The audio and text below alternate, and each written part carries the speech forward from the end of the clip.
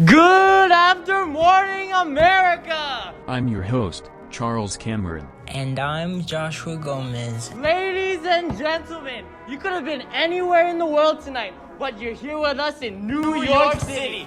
Are you ready for a passionate meeting?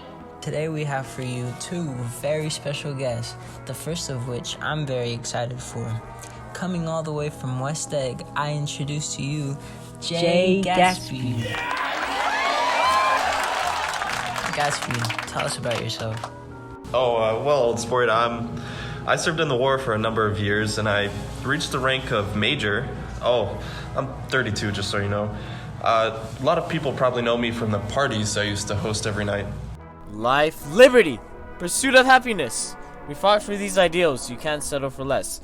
These are wise words, enterprise, and I quote them. Don't act surprised, you guys, cause I stole them. Yeah! Now, Gatsby, you exist, and your plan to act on Daisy assumes state sense.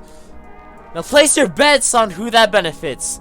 The very seat of social class where Gatsby sits. Mr. Gatsby, I have another question for you. Whatever did happen to those parties? I used to hear about them every weekend, and then they suddenly stopped. Did you run out of magic juice?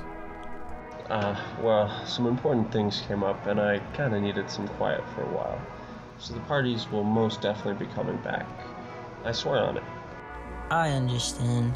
We all need some time to ourselves. Even a popular figure like you needs some peace. Gatsby, I have to ask, how do you afford all these parties? You see, while I was out sailing the world, unfortunately some of my family passed away, which is what gave me my huge fortune. My condolences, Mr. Gatsby.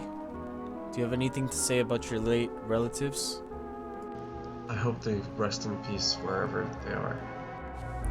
Gatsby, if I was in your position, I wouldn't know what to do with myself.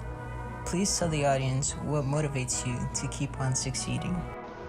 I always try to keep up my best appearances, but honestly, I think love motivates me the most. Speaking of love, Mr. Gatsby, we have a special surprise for you. Hailing from the shores of West Egg, the golden girl herself, the elegant and aristocratic Daisy Buchanan! Folks, Gatsby here didn't know he would have an encounter with Daisy at this moment. How are you feeling, Daisy? I've been doing amazing, dear. The show, the studio, all of it is so beautiful. You look very dazzling in the studio lights. How was the ride? You want the car right here? Of course, darling. Son of a bitch. Car right here was pleasant as always. Thank you for asking. so how do you two get along? I think we are,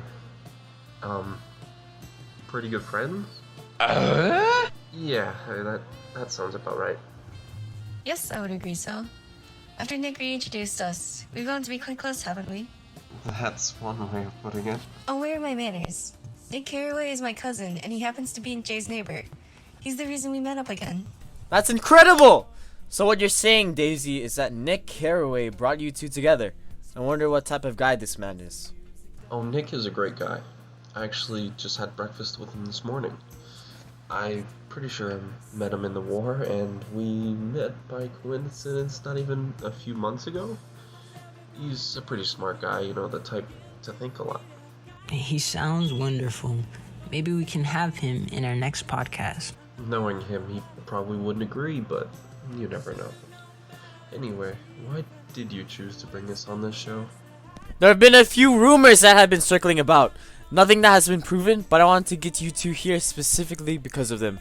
We have some intel from some fine butlers that don't shy away from a pretty penny, and have said that they have seen you two together in Gatsby's house. Do you have anything to say about this?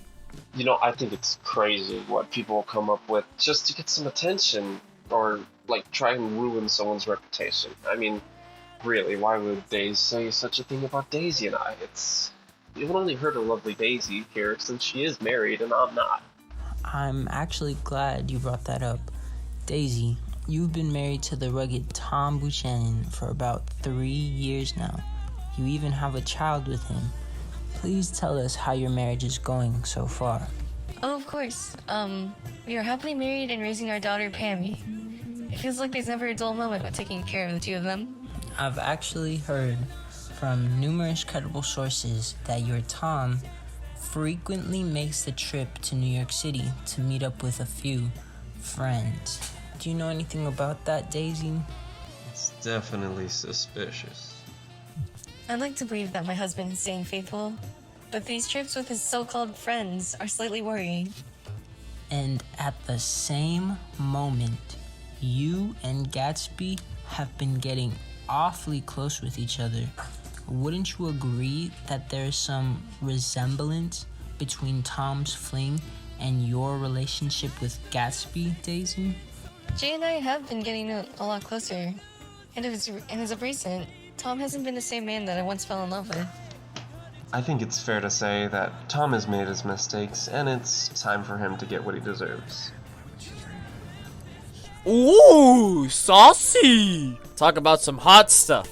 Wouldn't you guys think that it is an amazing coincidence that Gatsby's house happens to just be opposite of the Buchanan's residence? Now, you know that has nothing to do with anything.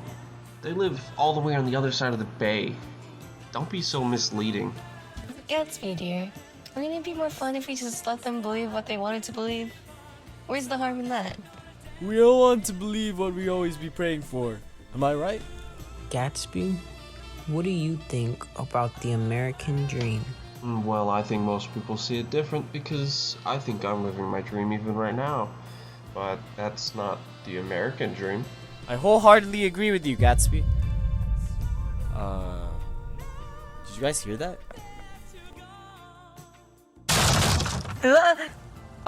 We have another surprise guest here, folks. Who are you? Oh my God! Don't kill me! I have 2 children up in Brooklyn. I want them to have a life with their dad. Don't take this away from them. Oh my God, don't kill me either. Jay, is this part of the show? I don't think so. Well, what are you gonna do with that gun there, old sport? I don't really know quite yet. Well, then why don't you just lower that gun a bit and we could talk about this? I don't think I want to. I just need you to tell me whether you killed her or not. What is that bastard doing? What are you talking about, old sport? I haven't killed anyone. Don't lie to me. Tom told me everything about how you were trying to steal his wife and that you were the one driving his car that night. The same yellow one that took my wife from me that night. Come on now, how are you gonna trust Tom? You have to know what he was doing with Myrtle by now, right? Just a little bit of searching was all it took for me to find out. And you were about to move away with her too. You know what? You talk a lot, but look who you're with right now! Tom's wife! She doesn't even love him. She loves me. Me, not Tom. I knew it. God, I can't take this anymore. The guilt's been eating me up. I did it, okay? I ran over. No, she didn't. It was me. I hit Myrtle. I'm the murderer. No, Jay, you didn't. It's okay. You heard me, Wilson. That's right, I killed your wife. So come on. Come on, you son of a... Riddle me this, Gatsby. What do you get when you kill my wife, huh? Huh? Shoot me already. I'll tell you what you get. You get what you deserve!